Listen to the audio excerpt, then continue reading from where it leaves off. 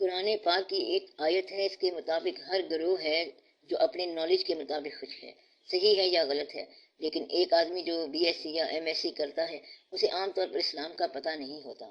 وہ جب اسلام کے جستجو میں نکلتا ہے تو کس طرح کس کے پاس جائے؟ دیکھو، آپ قریب قریب ہو، اگر تھوڑی بات سمجھو تو سمجھنے کا آسان طریقہ بتاتا ہوں کہ سمجھانا نہ شروع کر دینا۔ یہ پہلی بات ہے، سمجھانے کی کوشش نہ کرو تو آپ سمجھنا شروع کر دو گے۔ کسی تلاش، کسی سفر، کسی ضرورت کی جب تک اندر سے ارج پیدا نہ ہو وہ بے معنی ہے، گمراہی ہے۔ اب آپ کسی کے کہنے پر سفر کر رہے ہو تو بات بے معنی ہو جائے گی۔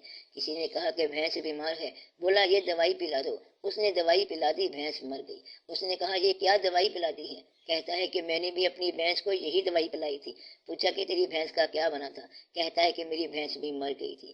بات یہ ہے کہ تم کس کے کہنے پر اللہ کا سفر کر رہے ہو۔ یہ کوئی چھوٹا سفر نہیں ہے کہ بغیر دلیل کے اللہ کی تلاش میں چل پڑا۔ چھوٹی سی چیز لینی ہوتی ہے بازار سے تو پوچھتے ہیں کہ کیا کرنا ہے، کہاں جانا ہے، اس کے کیا انتظامات ہیں، کیا واقعات ہیں، اور آپ گھر سے نکل کر بی ایس سی سے پہلے بلکہ رزلٹ سے پہلے اللہ کی تلاش میں نکل پڑے کہ تھوڑا سا وقت ہے ابھی رزلٹ آنے میں۔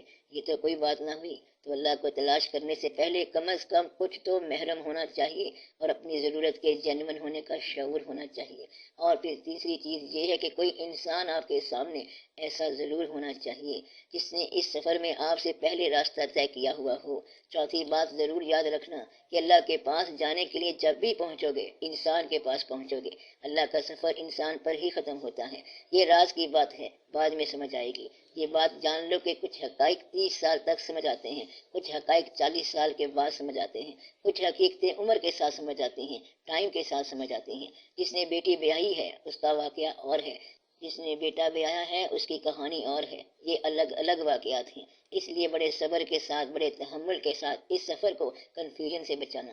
آپ اس کو جا کے دیکھو، دوسرے کو جا کے دیکھو، آپ اپنے لیے فیصلہ کر لو۔ یہ نہ ہو کہ آپ دیکھتے ہی رہ جائیں اور میلہ ختم ہو جائے، کہیں نہ کہیں وابستہ ہو جاؤ اور اپنا سفر جاری رکھو، باقیوں کو چھوڑ دو، کہیں نہ کہیں جیسے جہاں مرضی ہو وابستہ ہو جاؤ۔ آپ ہمارے پاس تو ویسے بھی آ سکتے ہو، آپ کہیں وابستہ ہو آؤ تو یہ بہتر ہے، گھبرانا نہیں ہے، بحث نہیں کرنی، دین میں بحث نہ کرو، خدا کو پروو نہ کرو، مذہب پر بحث بند کرو، اسلام کو ڈسکس کرنا بند کرو۔ اسلام علم نہیں ہے، اسلام عمل ہے، بس عمل کرتے جاؤ۔ کسی کو معاف کر دو، کسی سے معافی مانگ لو، کسی کی تھوڑی سی خدمت کر دو، یہ عمل ہے۔